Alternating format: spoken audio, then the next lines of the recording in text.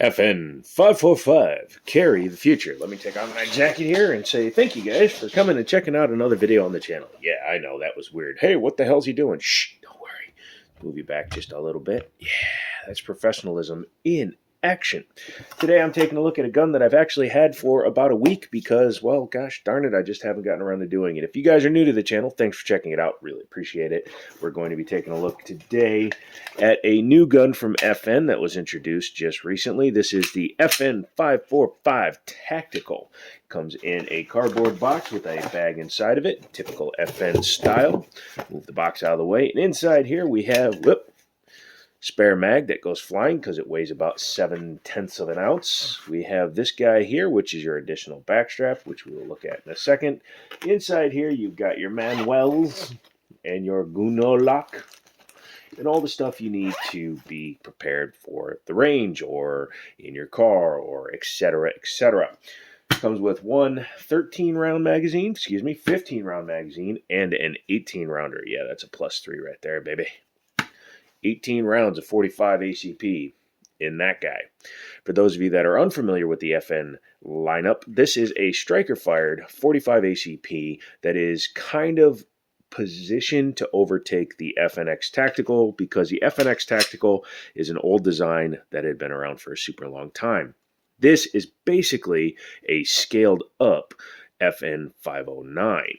Not a bad thing to do because it has a lot of good ergonomics and things like that. However, it's not exactly an FNX. It feels just slightly chintzy. By comparison, a gun that costs about the same would be like a CZSP-01 or even a lightweight Kimber, and these feel much more substantial. That's probably the only negative you're going to hear from me today about this gun, so let's go ahead and dive into it. Polymer frame, steel slide, and it is a pretty interesting design, just like the 509 mid. It has these protective ears protecting your rear sight, has suppressor height sights because it does have a threaded barrel. Appears to be a 1/2x28 pitch, which is your standard for most threaded suppressor applications. By the way, I have ordered my suppressor. Thank you, Sam, at Middletown. And hopefully I will be getting it, someday because of the new brace rule. The entire ATF is crapping themselves in their office and things are not getting processed. Moving back from that statement, has rear and front slide serrations, has a little bit of a flat top here. They didn't serrate this, but it's got a feature cut, I would call that. Helps take a little bit of material off while still looking good. And this is an optics ready version. This is 2023. If you can't mount an optic on it, what are you? Stuck in 1911. This one has the traditional FN cut on the sides here. Again, helps reduce weight, but it also has become kind of a feature of an FN pistol. Has a 4-slot pick rail here up front with your serial number plate on the bottom. Very large trigger guard, you can see in comparison to a 1911. Yes, I'll be using the 1911 a few times for comparisons because this is the ARC type for a 45. When you say it's a 45 automatic, people think 1911. Has a articulated trigger safety on this particular one and no manual safety. However, I do believe manual safeties are available. Correct me if I'm wrong down in the comments. One thing I like about FN pistols in general is their full ambidextrous nature. Pardon me, I have to sneeze. Can't wait till I start editing videos again and then I can sneeze on camera and just edit it out. But this has ambidextrous slide lock slide release and ambidextrous out of the box mag release. So we'll take the 15-rounder and show you, yep, works really good. These things go flying. These literally weigh nothing. Weighs the same as an 8-round 1911 mag. That's a good thing and possibly a bad thing. Rear seam welded magazines are not my favorite, especially when it's such an ugly seam weld. Probably the second thing I'm going to say bad about an FN. Not a fan of that style of welding. Now, it is a pretty substantial magazine, so that probably doesn't matter as much, but a heavy-ass bullet coming up, hitting the feed lips. I've seen these rear seam welded magazines crack, especially on 1911s. Insertion is very easy, and I am doing this with my offhand, but until you grab it, you can see there's no real beveling. There's not a whole lot of material there. However, if you line it up right, you do it the right way, you grab your mag the way you're supposed to, no problems. With the 18-rounder, you do get some stick out, kind of hilarious, kind of like the 509 does. but as you can see, they kick out no problemo. Pardon me, my nose started running. The articulated trigger is not something I'm a huge fan of, but we'll get back to that when we ghost it. Has the FN texturing that I like, so you got the small pyramids, the larger pyramids, or squares, front and rear. That rear backstrap that comes in the box is a much flatter one, and honestly, if I was running the gun, I'd probably put that on there. I prefer a flat mainspring.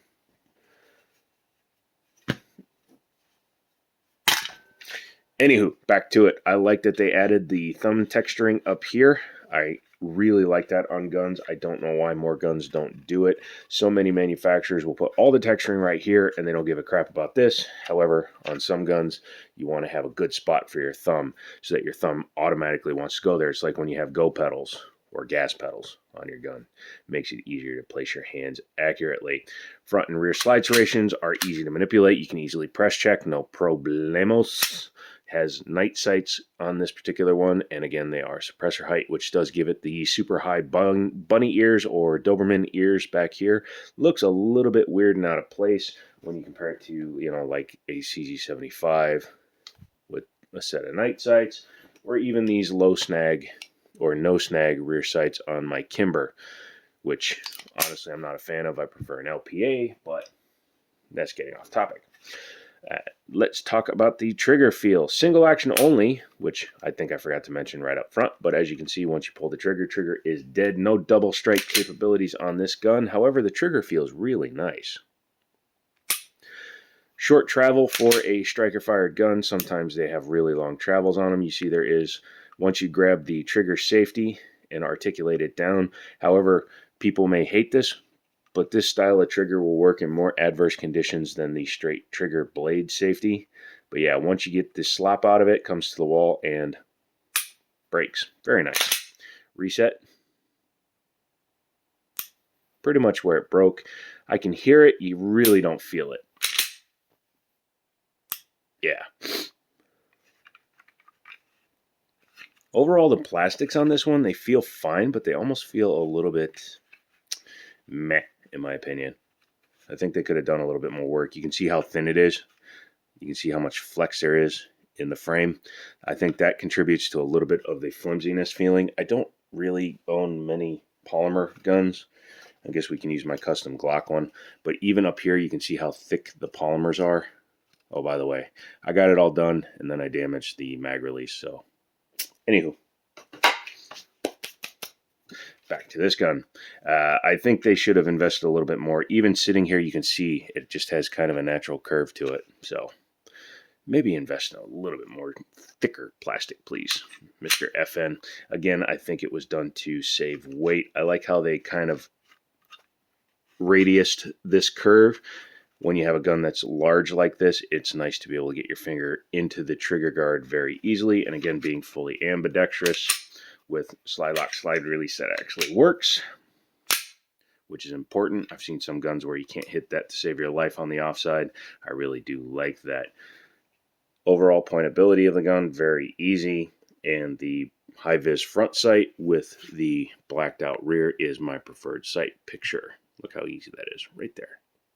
Doo-doo. What do you say we take it apart? In order to do that, we want to check it again, make sure that it is clear, and it is. One thing I will point out as I'm looking through, hold on a second, let's open this up, because I'm not seeing plates. Oh, good. All right, here you go. It does come with plates, keys, screws, and everything. That's good. I hate to see a gun, especially an expensive gun like this, come out without its plate set. So that is nice. Don't lose that. They are plastic, so keep that in mind, but at least it will allow you to adapt most of your optics to it. But anywho, let's slide this out of the way, and we will disassemble the gun once more. Lock it back, feel it, all that good stuff. You're going to have to take off your threaded barrel protector, but that's not a big deal. It's not on there super tight. Set that down. Then you're going to go ahead with the slide still lock rearward, drop your takedown lever to just past 90 degrees. Let it go forward, and unlike the FNX, you do have to pull the trigger in order to strip it off. New gun doesn't want to fall apart. Has a double guide rod springs. So you have a small one here with a larger one here. It is a metal guide rod, and the springs are 2 different weights. That's nice to see. I wonder if they'll do a different weight set for a suppressed gun like some other manufacturers do. But that is kind of a teeny tiny little guy, actually. Once you have taken off your threaded barrel protector, then you can drop the barrel out, and it is just a short action tilting recoil system. As you can see, it is just your standard barrel. Has a little bit of a flare up there, probably for fitment. Makes it a little bit tighter against the inside of the slide. Looking at the striations, they're pretty basic, but these guns are known to be pretty accurate. Very thin-walled again, compared to some guns, such as... Well, actually, no, it is thinner. It's thinner than even my Kimber. But I'm sure FN wouldn't produce a gun that isn't proof tested. Not in 2023. Coming in here, you can see down here, it's got the FE545, so it's got the markings telling you what the slide is. Has your firing pin block right there, striker there, firing pin tube or striker tube, and just a standard back plate. Pretty nice machining, nothing too egregious. It's very thick metal up here, though. Looking at the frame, has a standard style striker gun, polymer gun, lock block there. All your main fire control group is back there. Your your ejector's back there. One thing I'm surprised they didn't do is reinforce at least up here with metal. A Smith & Wesson M&P 2.0 has some metal inserts. For the money, I'd like to see a little bit more engineering on this guy. And I know that it sounds like I'm being negative on FN, but they do command quite a high price for what they're producing, and the fact that it isn't done more substantially is kind of a bummer. I think they could have a much better gun if they charge an extra $200 and build a much better frame. So take that as you will. They were trying to imitate or upscale a 509. I don't think they should have done that. They should have clean sheeted from the FNX to the new gun. That's your field strip gun. It's just a few parts. In order to reassemble it, take your slide, flip it over, take your barrel, flip it over. And to those of you saying, oh, why is he flipping over a gun? You know what? It didn't have a top on it. You'll live.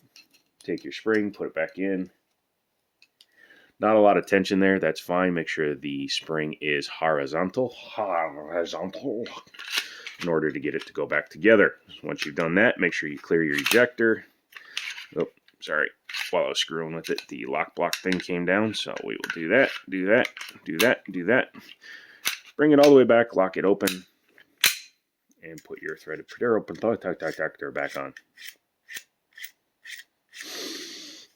Once you've done that, rack it, make sure it still works, and it does.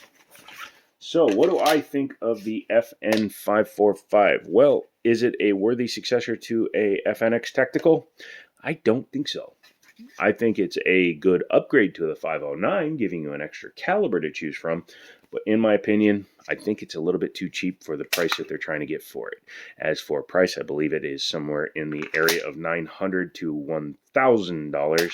And for that kind of money, you can get guns like this, which does have an MSRP of $949 in 2023 for some goddess darn reason. Not sure why it's so expensive, but I would rather have a full frame, full steel gun over a polymer one any day. Ask me where that bias comes from.